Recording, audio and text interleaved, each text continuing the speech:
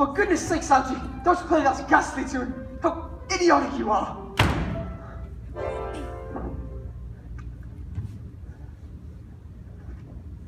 Didn't it go off all right, old boy?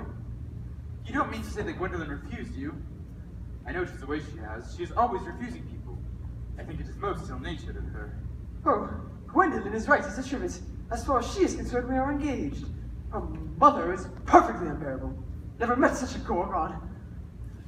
I don't actually know what a gorgon is like, but I'm quite sure that she is one. In any case, she is a monster, without being the myth, and this is rather unfair. I beg your pardon, Algie. I suppose I should not talk about your aunt in that matter before you. My dear boy, I love hearing my relations abused. It's the only thing that makes me put up with them at all. Relations are simply a tedious pack of people who haven't got the remotest knowledge of how to live, nor the smallest instinct about when to die. Oh, that is nonsense. It isn't. Well, I won't argue about the matter. You always want to argue about things. Well, that is exactly what things were originally made for. Upon my word, if I thought that, I'd shoot myself. You don't think there's any chance of Gwendolyn becoming like her mother in about 150 years, do you? All women become like their mothers. That is their tragedy. No man does. That's his. Is that clever? It is perfectly phrased, and quite as true as any observation in civilized life should be. I am sick to death of cleverness. Everybody's clever nowadays. You can't go anywhere without meeting clever people. The thing has become a complete public nuisance. I wish to goodness we had a few fools left. We have. Well, I would extremely like to meet them. What do they talk about? The fools? About the clever people, of course. What fools? By the way, did you tell Gwendolyn the truth about your being Ernest in town and Jack in the country? My dear young fellow, the truth is hardly the sort of thing one tells to a sweet, innocent, refined girl. What extraordinary ideas you have about the way to behave to a woman. The only way to behave to a woman is to make love to her if she is pretty, and to someone else if she is plain. Oh, that is nonsense. Oh, what about your brother? What about the profligate Ernest? Oh, by the end of the week I shall have got rid of him. I'll say he died, in Paris, of apoplexy. Lots of people die of apoplexy quite suddenly, don't they? Yes, but it's hereditary, my dear fellow. It's the sort of thing that runs in families. You had much better say severe chill. Are you sure severe chill is not hereditary or anything of that kind? Of course it isn't. Very well then. My poor brother Ernest was carried off in Paris quite suddenly by a severe chill. That gets rid of him. But I thought you said that Miss Cardew was a little too much interested in your poor brother Ernest. Won't she feel his loss a good deal? Oh, that is all right. Cecily's not some silly romantic girl, I'm glad to say.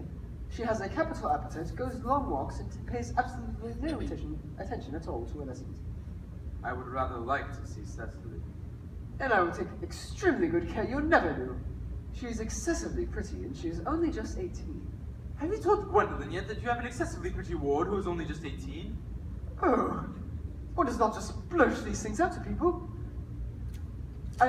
Cecily and Gwendolyn are extremely certain to be extremely good friends. I bet you anything you like, half an hour after they have met, they will be calling each other sister. Women only do that when they have called each other a lot of other things first. Now, if we want to get a good table at Willis's, we really must go and dress. Do you know it is nearly 7? Oh, it is always nearly 7. Well, I'm hungry. I never knew you when you weren't. What shall we do after we go to dinner? Go to the theater? Oh no, I loathe listening. Well, let us go to the club. Oh no, I hate talking. Well, we might trot around to the Empire Hotel. Oh no, I can't stand looking at things. It is so silly. Well, what shall we do? Nothing. It is awfully hard work doing nothing. However, I don't mind hard work where there is no definite object of any kind. Gwendolyn, upon my word! Algie, kindly turn your back. I have something very particular to say to Mr. Redding. Really, Gwendolyn, I don't think I can allow this at all. Algie, you always adopt a strictly immoral attitude towards life. You are not quite old enough to do that. Gwendolyn, darling. Ernest, we may never be married. From the expression on Mama's face, I fear we never shall. Few parents nowadays pay any regard to what their children say to them. The old-fashioned respect for the young is fast dying out. Whatever influence I held over Mama, I lost at the age of 3. But although she may prevent us from being man and wife, and I may marry someone else, and marry often, nothing that she can possibly do can alter my eternal devotion to you. Dear Gwendolyn. The story of your romantic origin, as related to me by Mama with unpleasing comments, has naturally stirred the deeper fibers of my nature. Your Christian name has an irresistible fascination. The simplicity of your character makes you exquisitely incomprehensible to me. Your town address at the Albany I have. What is your address in the country? The Manor House, Woolton, Hertfordshire. There's a good postal service, I suppose. It may be necessary to do something desperate. That, of course, will require serious consideration. I will communicate with you daily. My own one. How long do you remain in town? Till Monday. Good.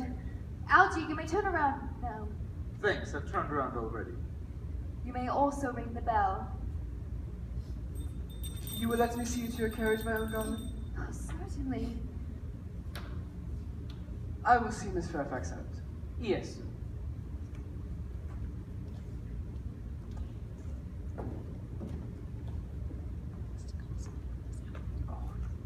A glass of sherry, Lane.